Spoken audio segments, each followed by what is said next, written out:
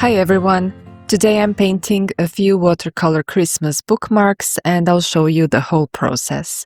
We're going for a cozy holiday theme with a couple of small ornaments and a few festive details, and I'll walk you through each step as I paint them. I'm using the Meeden watercolor paper pad. These coffee-themed illustrations were done on Meeden paper, and when their team reached out, I was honestly really happy because their products work well and they're still budget-friendly. I also use this paper to make tiny gift cards. They're perfect for practice or for adding a handmade touch to presents. They also sent me their 24-color watercolor tube set to try out, so you'll see me use it throughout the video. The palette is actually very close to the colors I already use in my own collection. The colors are simple, easy to mix, and enough for any project. Since the price is quite affordable, I thought it would be fun to paint using their set and show you how the paints work on paper. So let's start painting. I'll be painting on this lovely watercolor pad, where all the edges are glued to help keep the paper from buckling. When I paint directly on a block like this, I usually skip extra tape unless I want a clean white border around the painting. There's a small unglued section at the top, so you can easily lift the sheet off when you're done. For this project, I'm making 4 bookmarks, so I need to divide the page into equal sections. I also want a very thin white border between them, so I'm using narrow tape to mark out each bookmark. My idea is to paint simple holiday symbols that are instantly recognizable and cozy. This block is the perfect size for 4 bookmarks, so it works well for this project. I'm starting the sketch with a 2B pencil. First, I draw a simple center line. It shows the direction the bell will sit. After that, I mark the top and bottom of the bell with 2 small lines to indicate the size I want it to be.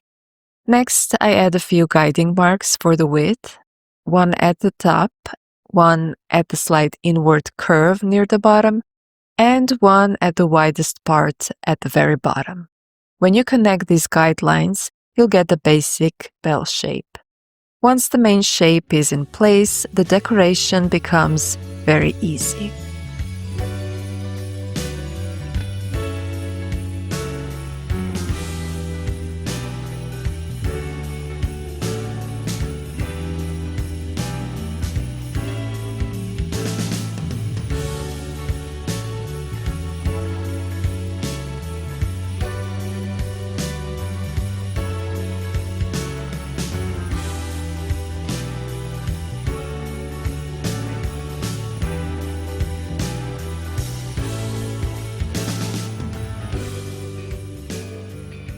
For the holy leaves, I don't want them to overpower the bell, so I'm sketching only 2 or 3.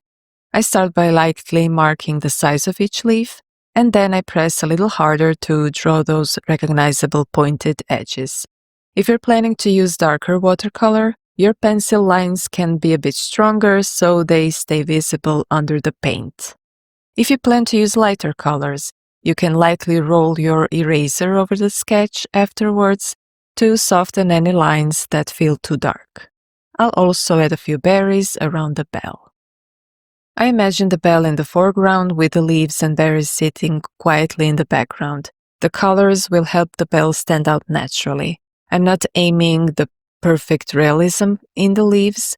I'll keep them a bit loose and spontaneous. My only plan is to make the upper part of the bookmark darker and the lower part fade into a soft, transparent wash. I'll start from the background, trying to avoid the bell. If you have masking fluid, you can use it here on the bell and then paint over it. For this background size, I'm using a size 6 round brush. It covers the necessary angles and isn't too small, so the paint will spread nicely across the paper. To start, I'll use a mix of green and blue in the upper part of the paper. That part will be the darkest, so use very little water on the brush to achieve the strongest pigment. I'm applying paint around the berries and the leaf. As you move towards the bottom, you can add a little more water. The more water you add, the lighter and airier your paint will be. But don't be afraid to add pigment because when the watercolor dries, the colors fade a little. Pay attention to that if you want a nice, vibrant work. You'll notice that on the bottom part, I just clean the brush as needed in water and coat it, which gives a nice gradient and transparency.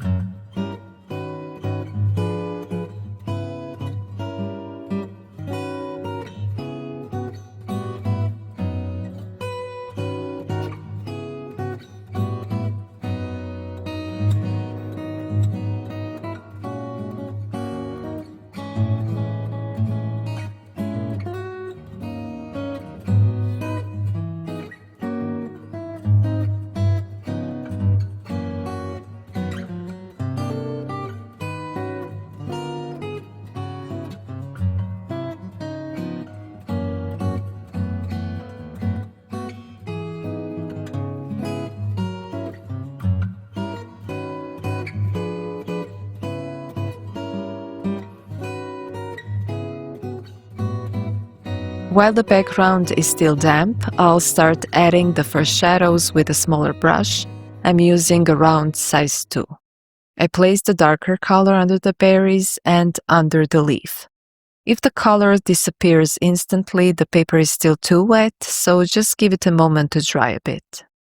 Once the paper is at that perfect stage, the pigment spreads gently yet retains its shape. Wet on wet takes a bit of practice, so it's always a good idea to test a tiny stroke to see how fast the paint moves. When the first shadows settle, I add the darkest color right under the leaf and the berries to strengthen the depth. Then I rinse the brush, keep it damp, and soften the edges so the shadow melts naturally into the background. If the bottom edge of a leaf blends a little into the darker wash, that actually looks very nice and soft, so don't fight it. Work slowly and section by section.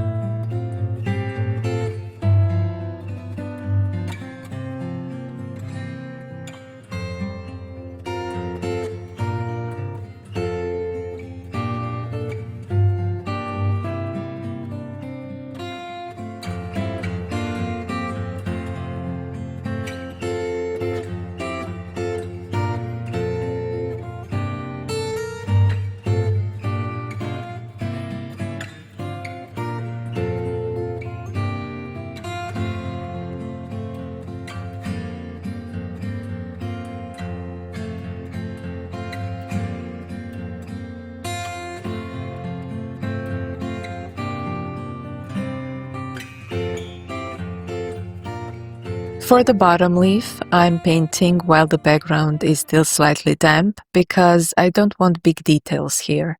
I like the color to merge a little with the background, and I'll also add a touch of warm color to make everything look more harmonious.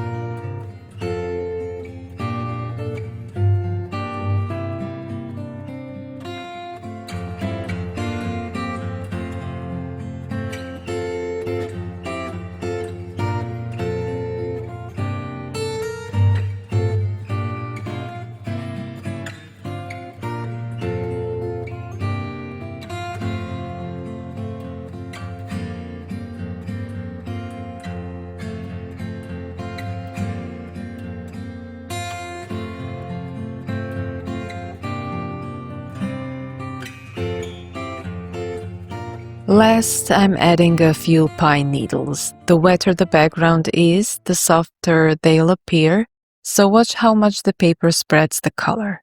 Try a few strokes. If they blur too much, let the area dry a bit and try again until you get the look you want.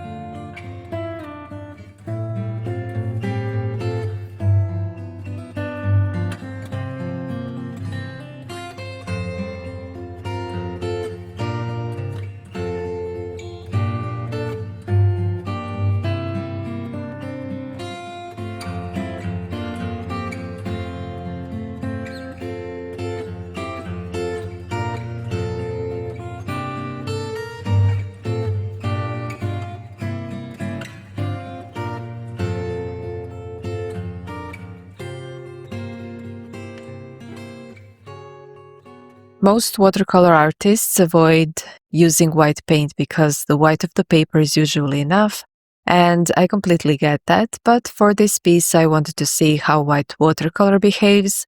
So I'm going to try it out by adding a few little white berries while the paper is still wet.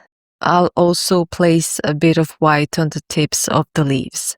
It gives them that frosty, icy look that feels perfect for December, so I'm going to add just a touch of it here. Now we'll let this layer dry completely. While it's doing its thing, we can move on to the background wash on the second bookmark. I'm starting with a light blue wash at the top. Add as much color as you like, just keep in mind that watercolor always dries lighter, so add a bit more pigment if you want it to stay visible. When you're happy with the blue, gently lift any excess water with a paper towel. That will make room for a soft yellow tint underneath. Try not to let the yellow touch the blue while everything is still wet. It can turn green very quickly. If needed, lightly dry that area with a paper towel and then add the yellow just below the blue. You can even create a very soft clouds by lifting the paint with a clean brush. And if any part blends too much, simply dab it again with a paper towel.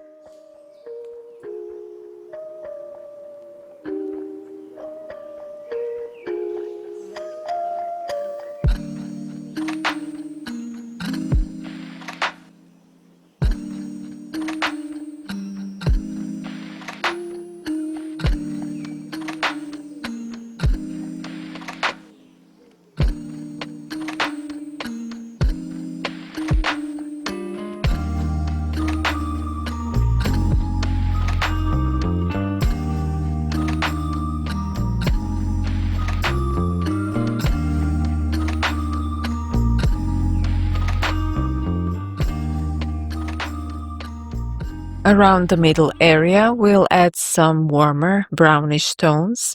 On slightly wet paper, you can suggest distant hills, mountains, or even simple silhouettes of faraway rooftops. As you move lower, use a bit less water so the shape stays soft but still defined enough.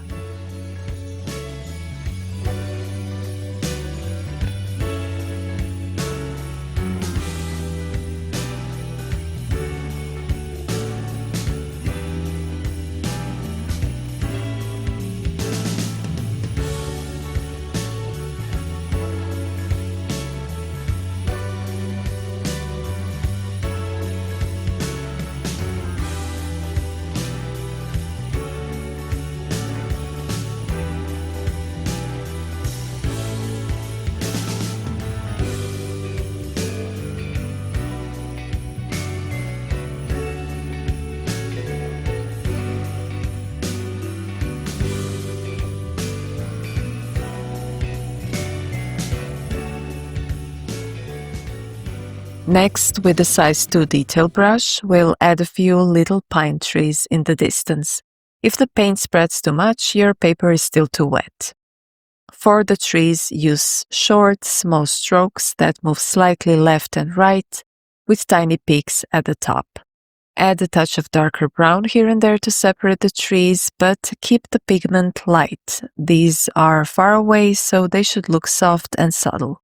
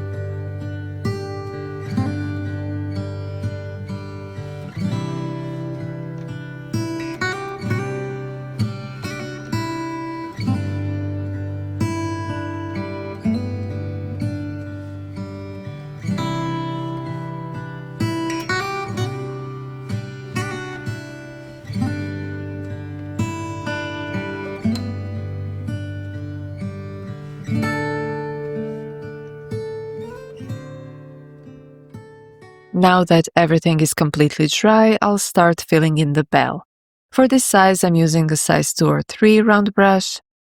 Since the background is darker on the upper left side, the light on the bell will come from the right.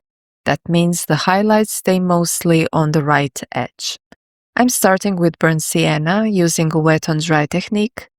Load your brush with just enough water so the paint spreads smoothly and place that first wash on the left side of the bell. Then rinse the brush, keep it slightly damp, and soften the edges so the color fades into a transparent glow. This technique is perfect for building gentle transitions, so take your time and treat each section like you're drawing with the brush. Keep the right side of the bell lighter, that's where the shine will be.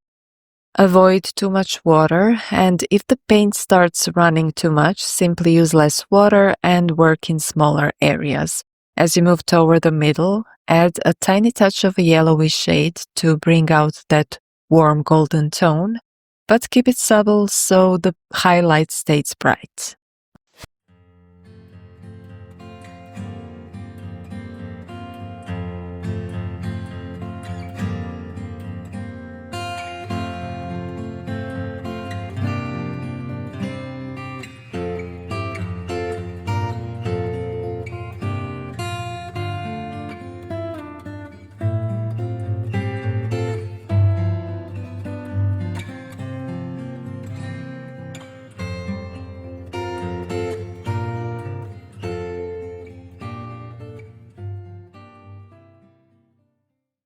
While the bell is still slightly wet, you can drop in a bit of darker brown where the shadows naturally fall. This gives the bell its shape and makes it look three-dimensional.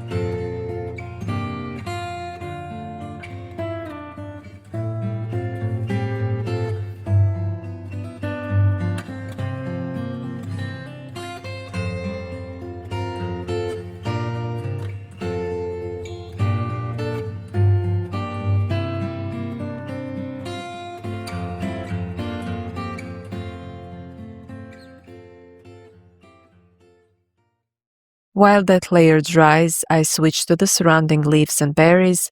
Here I'll define the shapes with greens and browns, deepening the shadows parts and keeping the lighter parts clean. If you want the leaf edges to pop, you can even add a touch of darker blue underneath the leaf to lift it off the background. On a dry surface, you can also add pine branches using simple light strokes to suggest needles.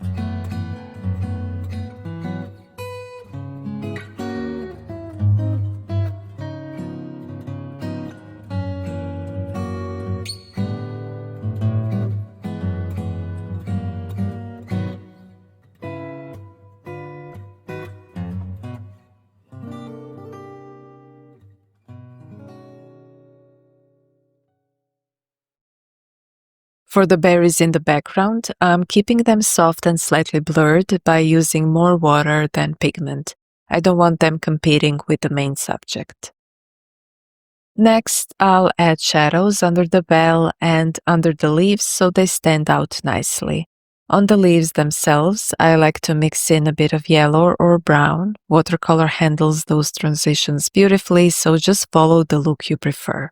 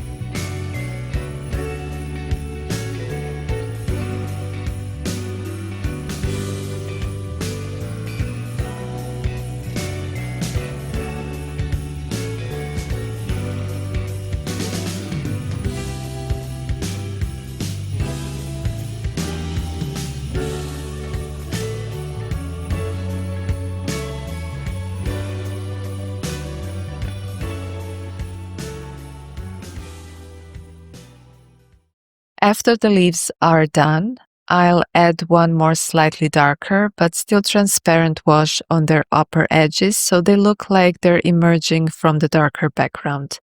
I leave the tips lighter for a nice contrast. Then I'll soften the berries by glazing the edges with a transparent wash so they blend gently into the background. At this stage, you can add small details wherever you like. Tiny transparent strokes, soft pine branches, or little touches of color to add sparkle. And finally, I'll return to the bell to add the last bits of detail that give it that polished, finished look.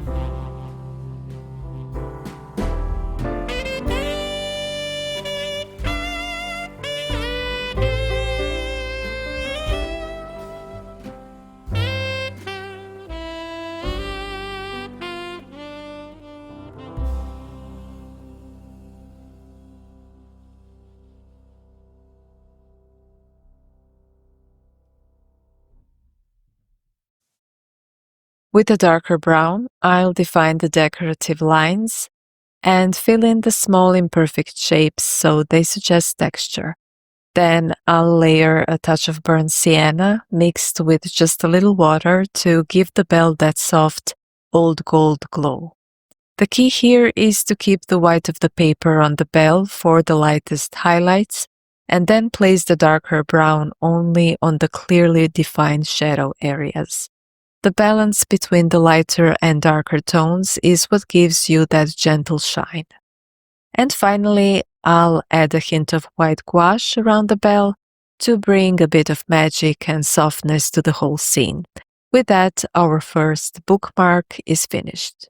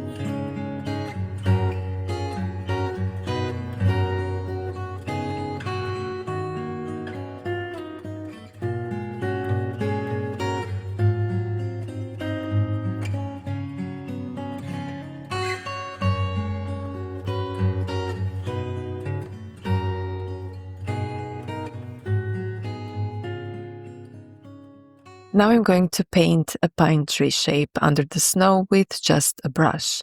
And to be totally honest, trees are not my strongest area, and I'm really not a big fan of painting pine trees. I somehow never have the patience for them.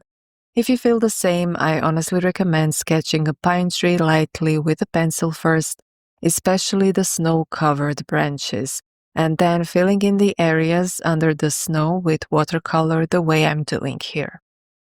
Since I didn't do that out of pure laziness, I got completely lost halfway through, but I didn't panic because I almost always have a plan B ready before I start.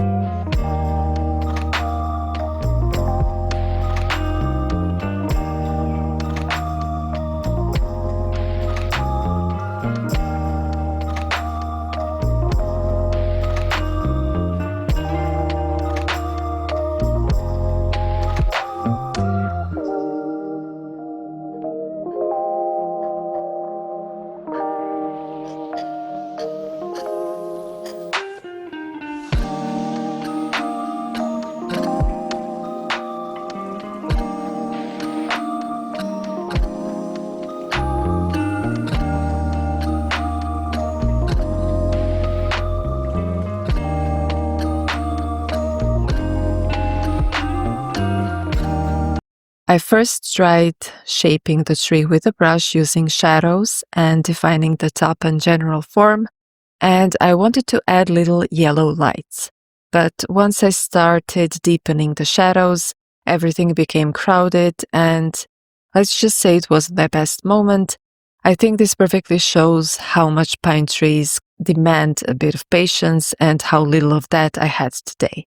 So instead, I just shaped it the way I wanted the pine to look, the size I imagined, and then added darker tones to suggest the shaded areas around the snow, plus a few tiny hints of needles here and there.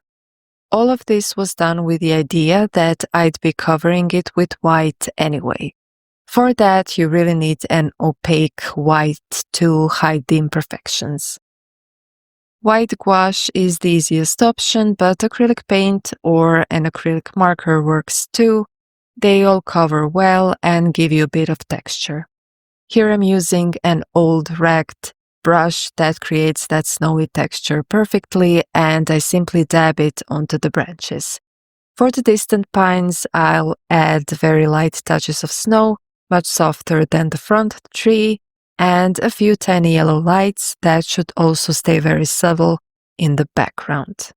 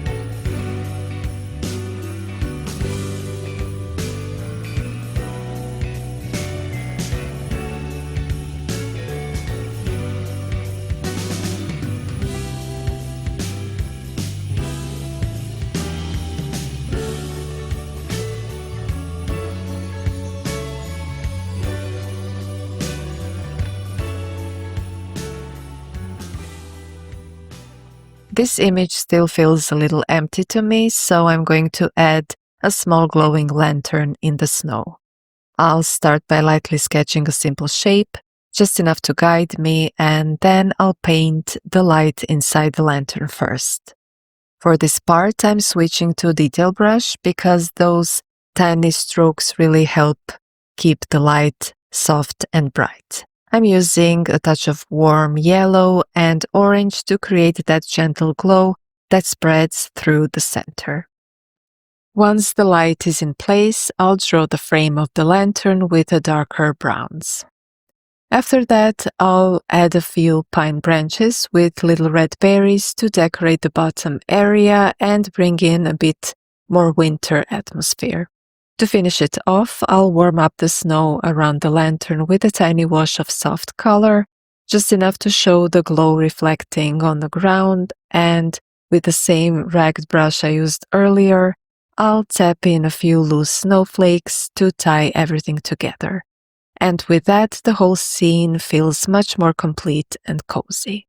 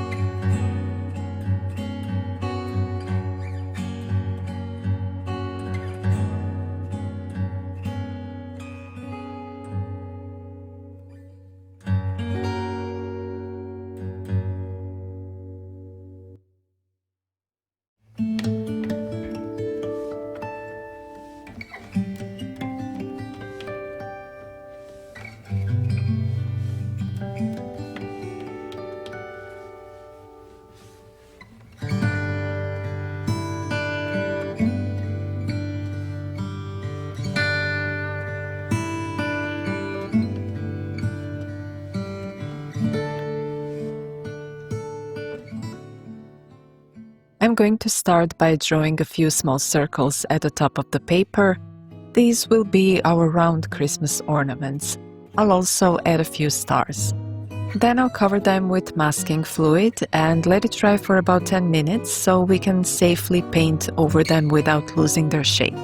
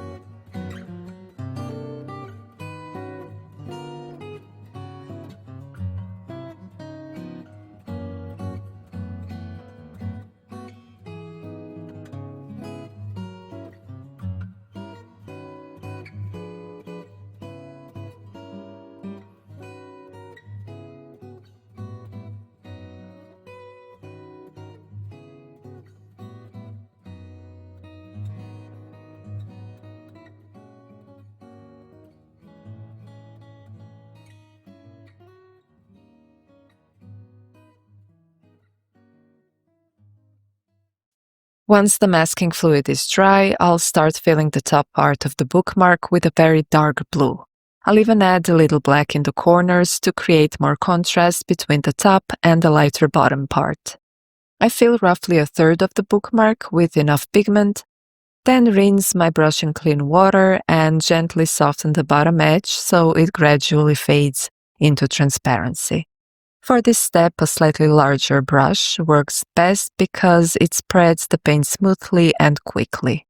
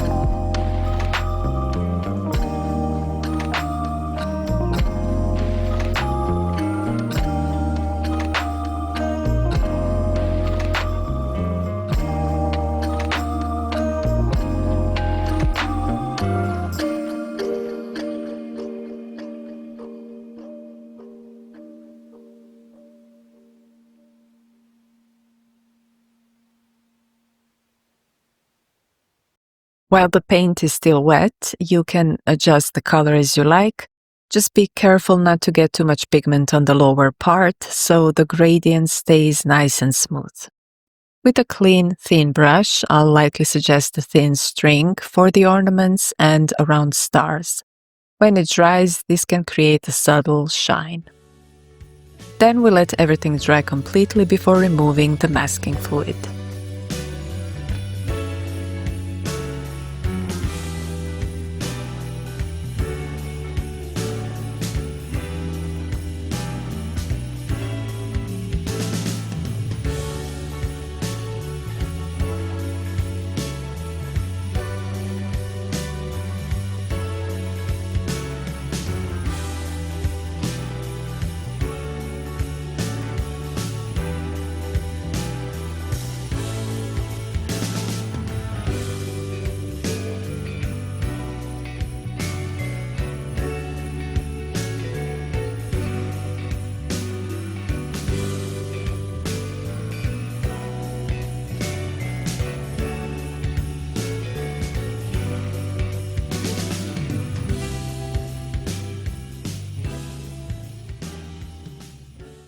After the paper is dry and the white areas remain, we'll paint the ornaments and stars in gold. Here the wet and dry technique works well. I apply the yellowish paint in a circular motion where the darkest part of the ornament should be, then rinse the brush and gently pull the paint toward transparency. I leave a small white spot for the highlight, which gives a natural shine. Once the first layer is down, you can refine the color with a thin brush and small strokes, adding a touch of reddish brown or even a tiny bit of dark brown for high contrast if you like, always being careful not to cover the highlights.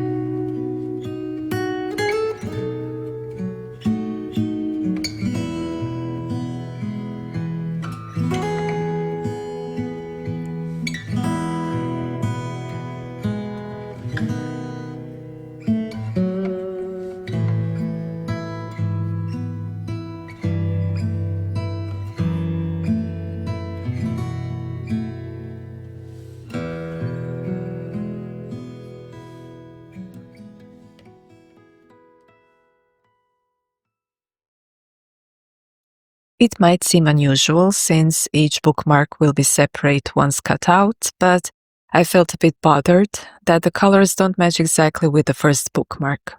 To fix that, I'll show you a glazing technique. Once the bookmark is completely dry, I'll apply a thin, transparent layer of greenish color to bring it closer to the tone of the first bookmark. Once the glaze is dry, we can decorate the ornaments. Think of it like drawing with a pencil, but using a thin brush. Gently drag the paint to create the decorations where you want them. To refine the star's shape and add the finishing touch, I'll use metallic gold watercolor. This will make the stars and ornaments shimmer with a special glow.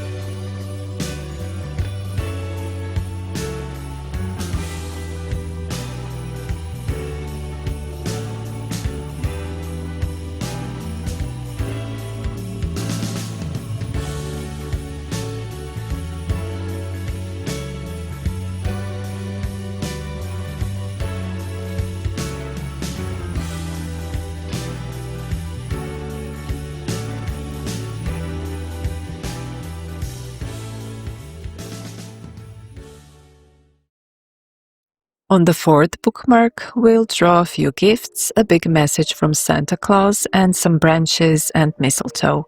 It might seem a bit complicated at first, but we'll take it step by step. Let this also inspire you to add your own symbols to a unique bookmark or gift card. I'll start with a gift wrapped in ribbon, then a smaller gift next to it, and an old vintage parchment with a message, maybe to the person you're giving it to. I'll also add a few small ornaments for decoration and a Santa hat hanging nearby.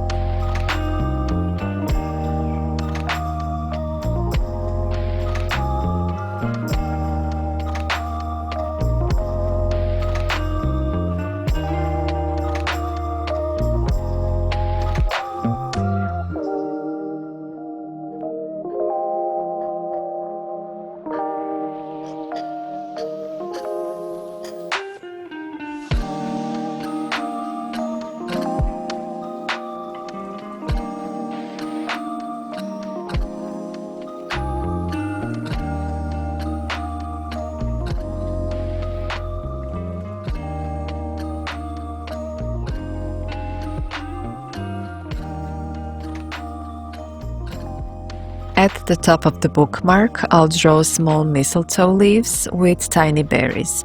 Here I want a slightly lighter color, similar to the one we used on the second bookmark. So we start by adding a bit of diluted paint around the mistletoe leaves. When you add the color to the top, gently thin it toward the middle so it becomes almost completely transparent as it reaches the cap and the gifts. I'll add a little deep green behind the gifts, but keep it light and diluted.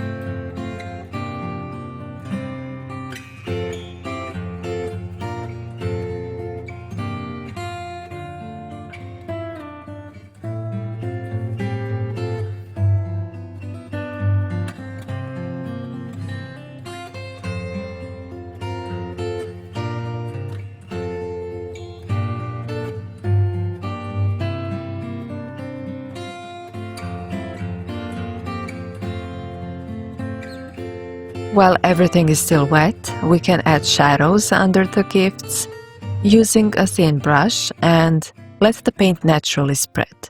We'll continue adding layers gently. In the foreground, I'll add warm green pine branches with just a touch of paint to suggest their shapes. I'll also slightly deepen the color at the top because it felt too light. Let this first layer dry completely before moving on to painting the object so the colors don't mix and stay clean.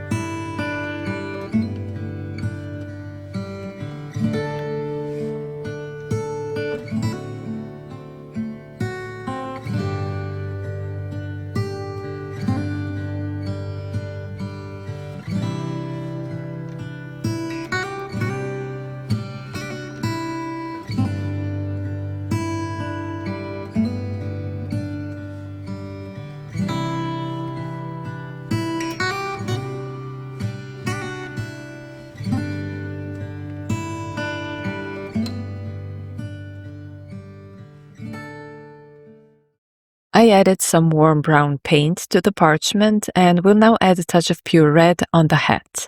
I'll dilute it slightly so it becomes a little lighter on the other side. Next, I'll add shadows with a thin brush. These are tiny details, so it's important to use a small brush, otherwise the colors can bleed and look too heavy. A good tip is to paint one object at a time and let it dry before moving on to the one next to it, so the colors stay clean and pure. While that's drying, I'll fill in the mistletoe with warm green shades. These soft, slightly warm colors evoke an old-fashioned, nostalgic feeling I really like. I'll add a few bright red details to finish it off. Don't worry about realism here, especially with mistletoe. See how simple it is, just slightly brush the shape and then soften the edges with a clean brush. You can always add another thin layer if the colors feel too pale.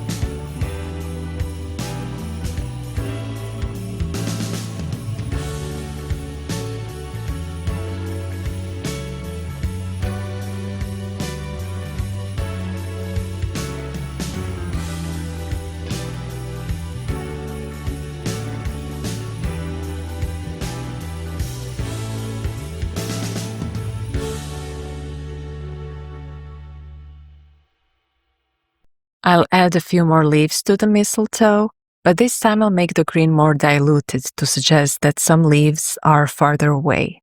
It creates a dreamy, layered effect and fills the upper part of the bookmark. Just try to suggest the shapes of the leaves with your brush, keeping it loose and playful.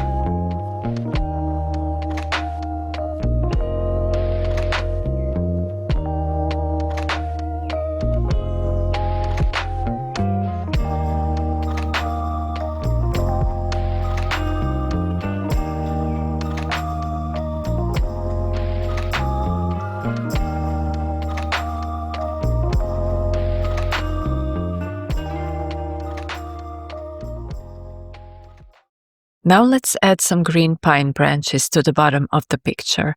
I start by defining the middle and size of each pine branch with the darkest green. Then I build the thinner needles with short, gentle strokes. You can fill in the areas you like. I'll add some in the bottom left corner and behind the gifts to create a nice, balanced composition.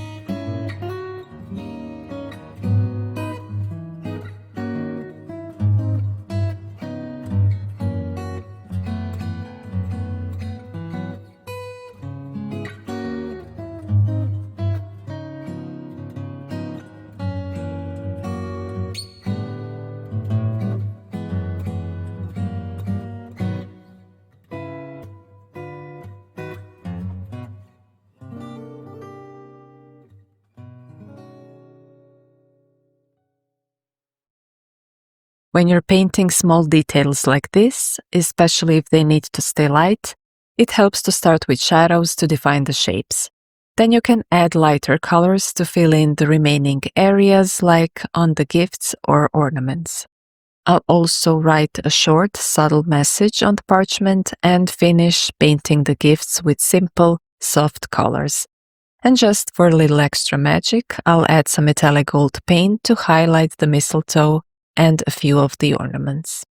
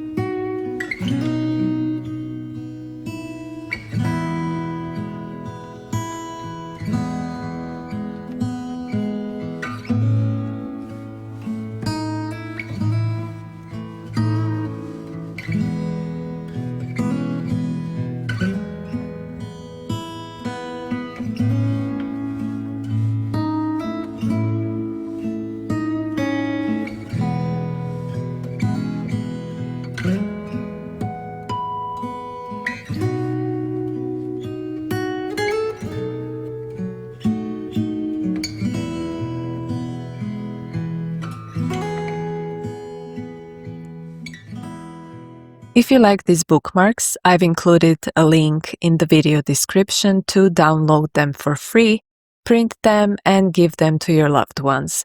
You can also use them for inspiration if you want to create your own versions. For many people, the most satisfying moment is removing the tape from the edges so the artwork can shine in all its glory. I carefully separate the paper from the block using a thin tool. A plastic palette knife works well.